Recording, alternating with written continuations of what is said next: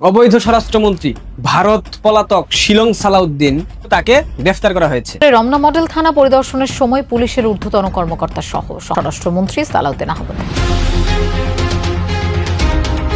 এদিকে আজ স্বরাষ্ট্রমন্ত্রী সালাউদ্দিন আহমেদ কঠিন তুপের মুখে পড়ে আন্তর্জাতিক অ্যাকশনে। জাতিসংঘ বাংলাদেশের উপর 5 দিক থেকে আক্রমণ করে বিএনপি দলের অসংখ্য নেতাকর্মী বিপদে পড়েছে আজকে রাতে।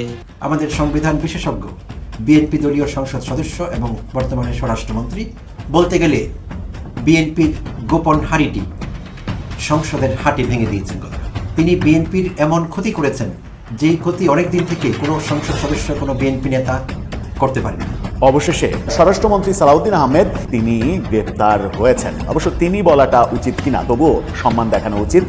পুলিশ যে ইচ্ছা করলে পারে সেটা এবার প্রমাণ হল। এদিকে আওয়ামী লীগের পক্ষে ইউরোপের 10 লক্ষ আইনজীবী চিঠি দিল বিএনপি সরকারকে।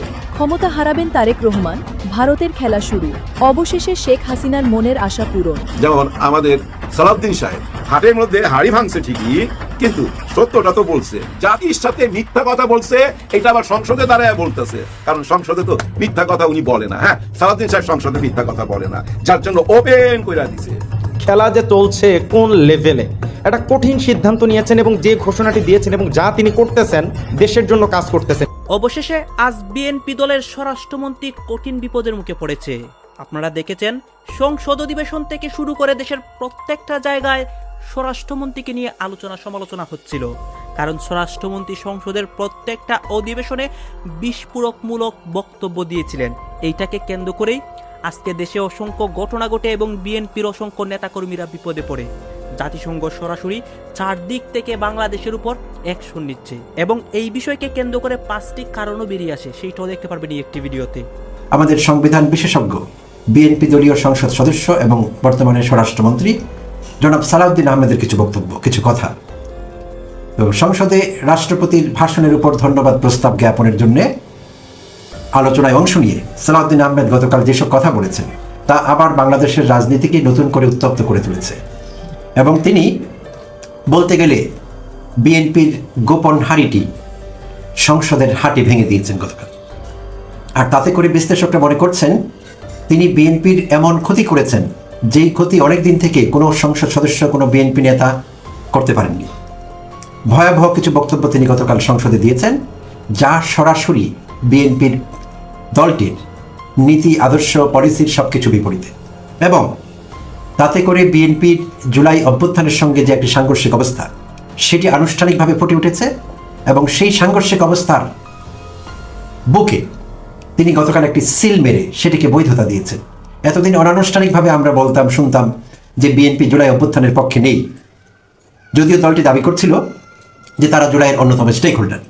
তাদের মধ্যে কেউ কেউ আগ বাড়িয়ে এটিও বলবার চেষ্টা করেছিলেন বর্তমান প্রধানমন্ত্রী জনাব তারেক রহমান জুলাই অভ্যুত্থানের মাস্টারমাইন্ড, যদিও তাতে তারেক রহমান লজ্জা পেয়েছেন, তিনি কখনো এটি বলেননি, বাট তার চেলাপেলারা, চেলা চামুন্ডারা এটি বলবার চেষ্টা করেছেন।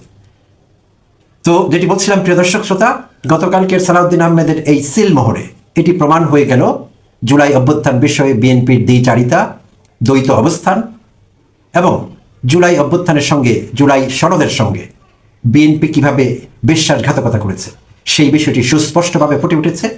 এটির জন্য আর আমাদের কোনো রেফারেন্স দরকার হবে না। সালাউদ্দিন আহমেদের গতকালকের বক্তব্য রেফারেন্স হিসেবে কাজ করবে আগামী বহুদিন, সেটি যথেষ্ট। তো প্রিয় দর্শক শ্রোতা, তিনি গতকাল যা যা বলেছিলেন অংশ বিশেষ আপনাদের সঙ্গে শেয়ার করব, তারপর সেগুলো নিয়ে আলোচনা এবং বিশ্লেষণ থাকবে। এই এপিসোডটি অত্যন্ত ইন্টারেস্টিং এবং গুরুত্বপূর্ণ হতে যাচ্ছে, তাই সবাইকে অনুরোধ করব দয়া করে শেষ অবধি সঙ্গে থাকবার জন্য। শুরু করছি দেরি না করে। তার বক্তব্যের হাইলাইটস: সংস্কারের বাহানায় যদি নির্বাচন হতে না দেয় সেজন্য আপোষ করে জুলাই সনদে সই করেছে স্বরাষ্ট্রমন্ত্রী। তার এই বক্তব্যের ফটোকার্ড সব দৈনিকে, সব গণমাধ্যমে, সামাজিক যোগাযোগ মাধ্যমে ছড়িয়ে পড়েছে। আবার বলছি লাইনগুলো: সংস্কারের বাহানায় যদি নির্বাচন হতে না দেয় সেজন্য আপোষ করে সনদে সই করেছি।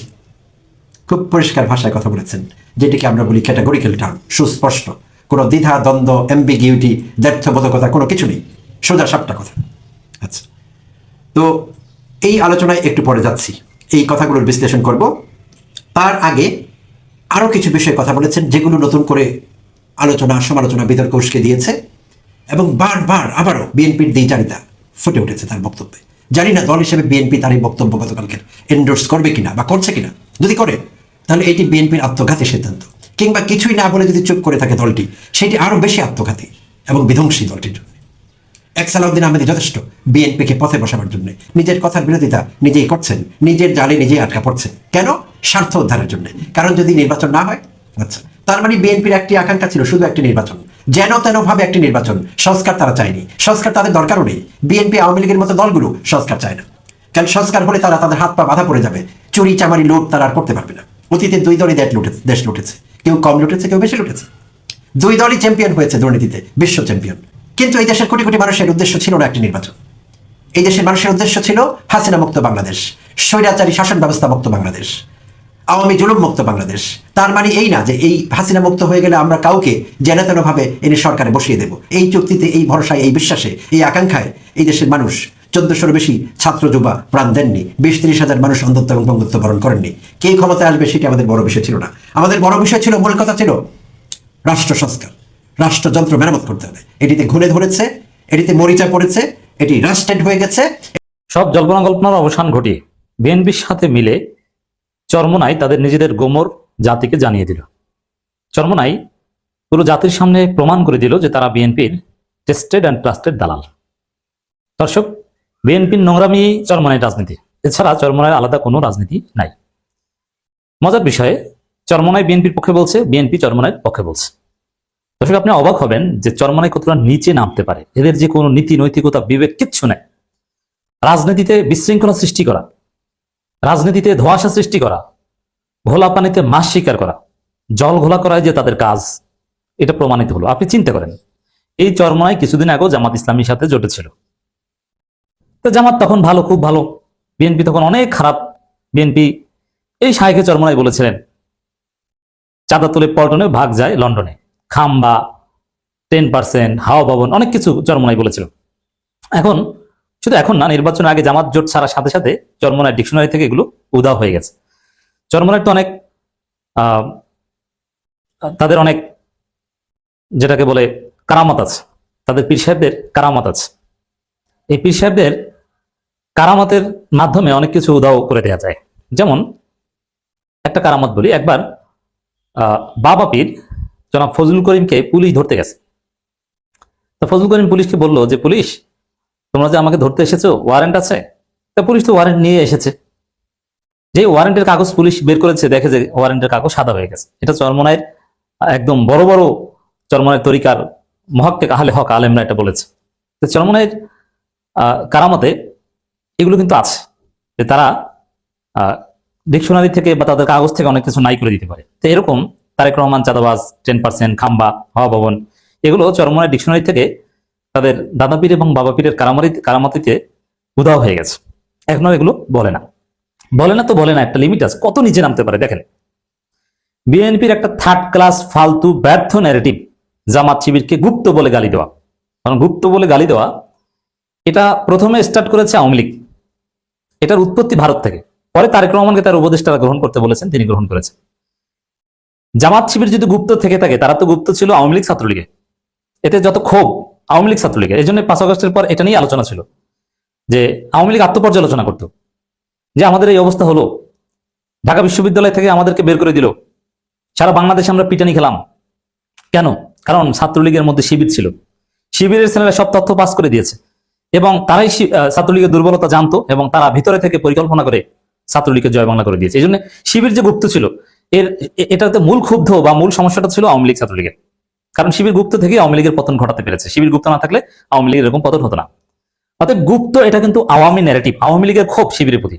কেন এই বাংলাদেশ মেধাবীদের মাধ্যমে যে সোনার বাংলা, বঙ্গবন্ধুর যে স্বপ্নের বাংলা, সেটি আমরা প্রতিষ্ঠিত করতে পারি। জামায়াত ইসলামী শুরু থেকেই নানা কৌশলে বাংলাদেশে রাজনীতি করছে। কখনো সরকারের সঙ্গে, কখনো সরকারি দলের গুপ্ত হিসেবে থেকে রাজনীতি করেছে। আবার যখনই ক্ষমতার কাছাকাছি গেছে, তখনই একাধিক রাজনীতির দোকান খুলে তাদের ধর্মভিত্তিক রাজনীতির ব্যবসা চালু রেখেছে। এই মুহূর্তে তাদের দ্বিতীয় প্রধান আউটলেট বা দোকান এনসিপি। যুদ্ধাপরাধের দায়ে মৃত্যুদণ্ডপ্রাপ্ত জামায়াতের সাবেক আমির মতিউর রহমান নিজামীর পুত্রদের একজন এই মুহূর্তে জামায়াতের এমপি, আরেক পুত্র নাম লেখাচ্ছে নতুন আউটলেট এনসিপিতে। জামায়াতের এত রাজনৈতিক আউটলেট বা দোকান কেন দরকার হয় বলুন তো? আজকে চলুন সেসব নিয়েই আলোচনা করি। রাজনীতিতে একটি শব্দ আছে কৌশল, কিন্তু জামায়াতে ইসলামী সেই কৌশলকে এমন এক মাত্রায় নিয়ে গেছে যেটাকে আর শুধু কৌশল বলা চলে না, এটাকে এখন একটা রাজনৈতিক কি বলবেন আর্কিটেকচার বলতে পারেন আপনি। একটি দলের একটাই প্রতীক থাকে, একটাই পরিচয় থাকে। এই সাধারণ গণতান্ত্রিক সংস্কৃতি জামায়াতের ক্ষেত্রে খাটে না। তারা চায় একাধিক দরজা, একাধিক মুখ, একাধিক ছাদ, কিন্তু ভেতরে থাকবে একটাই আদর্শ, একই সংগঠন, একই নেটওয়ার্ক। এটাই জামায়াতের বহু দোকানি রাজনীতির মূল রহস্য। স্বাধীনতার পর থেকেই জামায়াত বুঝেছিল সরাসরি রাজনীতিতে তাদের গ্রহণযোগ্যতা সীমিত, কারণ 1971 সালে তারা শুধু মুক্তিযুদ্ধের বিরোধিতাই করেনি, পাকিস্তানি সেনাবাহিনীর সহযোগী হিসেবে গণহত্যায়, ধর্ষণে, বুদ্ধিজীবী হত্যায় সক্রিয় ভূমিকা পালন করেছে। তাদের শীর্ষ নেতারা যুদ্ধাপরাধী হিসাবে দণ্ডিত হয়েছেন, ফাঁসির দড়িতে ঝুলেছেন। এই কলঙ্কের বোঝা বুকে নিয়ে সরাসরি রাজনীতিতে বড় হওয়া খুব কঠিন, যদি 2024-এর মতো ঘটনা না ঘটে, এবং তারা এবার প্রায় ক্ষমতায় চলে গিয়েছিল। তাই তারা বেছে নেয় ছদ্মবেশের রাজনীতি, সব সাব কন্ট্রাক্টের রাজনীতি, প্রক্সির রাজনীতি। জামায়াত ইসলামের সেক্রেটারি জেনারেল মিয়া গোলাম পারোয়ারের সেই বক্তব্য মনে আছে আপনাদের? ইউনূসের জামানায় এনসিপির উদ্দেশ্যে হুঁশিয়ারি উচ্চারণ করেছিলেন, জন্ম নিয়েই বাপের সঙ্গে পাল্লা দিও না। তিনি বলেছিলেন, জামায়াত ইসলামের সঙ্গে পাল্লা দিতে গেলে তোমাদের আরো বহুদূর যেতে হবে, তোমরা নতুন ছাত্রদের দল। কিন্তু পারোয়ার সাহেবের সেই কথার গভীরে যে রহস্য লুকিয়েছিল সেটা আবার তাহের স্পষ্ট করে দিয়েছিলেন।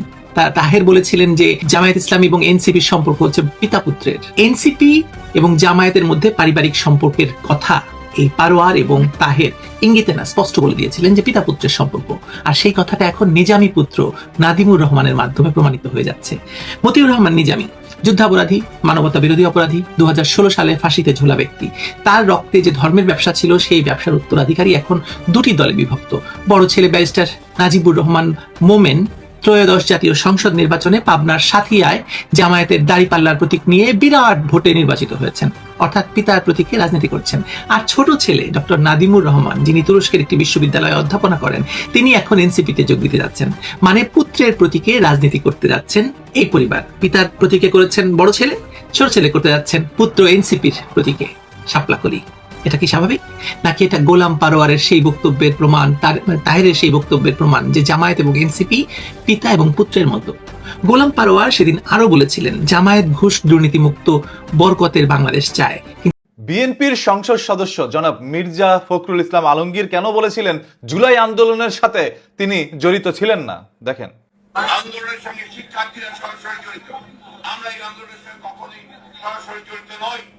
প্রিয় দেশবাসী, আচ্ছা, এখানে মির্জা ফখরুল ইসলাম আলমগীর এই কথাটা বলেছিলেন, যেটা নিয়ে এখন পর্যন্ত সমালোচনা হচ্ছে অনেক জায়গায়, যে কেন মির্জা ফখরুল ইসলাম আলমগীর এই কথাটা বলেছিলেন যে আন্দোলনের সাথে সরাসরি জড়িত শিক্ষার্থীরা, এবং কেন আন্দোলনের সাথে বিএনপি জড়িত না।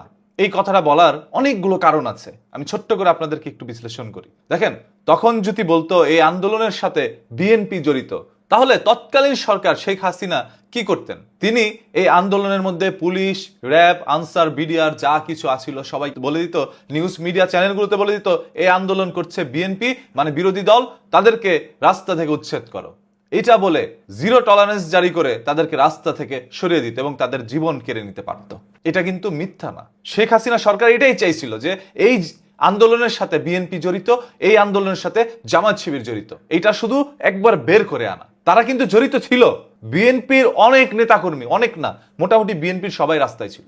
এটা আমি দেখেছি, আমার এলাকার যত বিএনপির নেতাকর্মী ছিল তারা ম্যাক্সিমাম গুলো রাস্তায় ছিল তখন, এবং যারা জামায়াত করছে তারাও রাস্তায় ছিল। আর এনসিপি তো নতুন দল, এই এনসিপির সব রাস্তায় ছিল আগে থেকে, এরাই তো ডাক্তার দিছে। সো সবাই রাস্তায় ছিল একত্রে, কিন্তু প্রকাশ্যে কে বলে নাই যে আমরা রাস্তায় ছিলাম, যে আমরা থাকবো।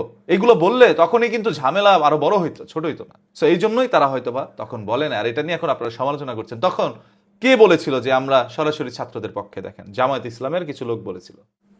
জাতির এই নাতিলগ্নে বৈষম্য বিরোধী চলমান এই শান্তিপূর্ণ ছাত্র আন্দোলনের প্রতি আমরা পূর্ণ সমর্থন ঘোষণা করছি এবং দেশবাসীকে তাদের পাশে দাঁড়ানোর জন্য উদাত্ত আহ্বান জানাচ্ছি।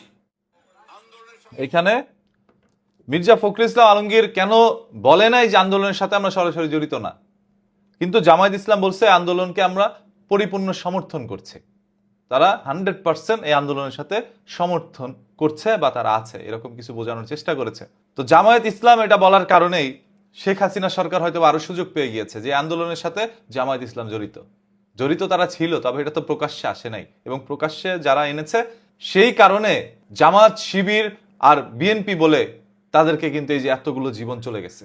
তখন যদি এগুলো না বলতেন তাহলেও জীবন। দর্শক, আপনারা তো দেখলেন এখানে কি কথা হচ্ছে। অনেকে কিন্তু অনেক কথা বলতেছে, অনেকে আলোচনা করতেছে, অনেকে সমালোচনা করতেছে দেশের বিভিন্ন অবস্থা এবং পরিস্থিতি নিয়ে। বিশেষ করে এখানে দেশের রাজনীতির প্রেক্ষাপট নিয়ে কথা হয়, আর অনেক বিষয় নিয়ে কথা হয়। গাইজ, এই বিষয়গুলো দেখে এবং দেশের রাজনীতির প্রেক্ষাপটগুলো নিয়ে আপনার মন্তব্য কি, আপনার গুরুত্বপূর্ণ মন্তব্যটা অবশ্যই আপনারা আমাদের কমেন্ট বক্সে লিখে যাবেন।